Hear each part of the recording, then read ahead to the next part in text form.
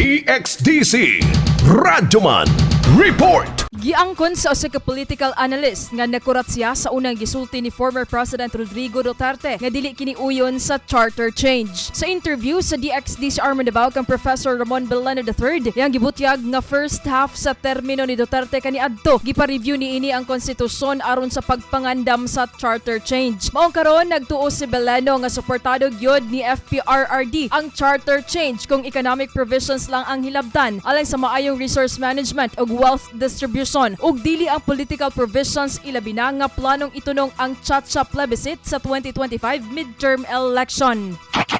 Ang ayaw nilang mangyari is magkaroon ng magalaw yung political provisions kasi nga very possible na kung gagawin itong ratification o itong plebiscite sa midterm election, so ibig sabihin mapupolitika ito.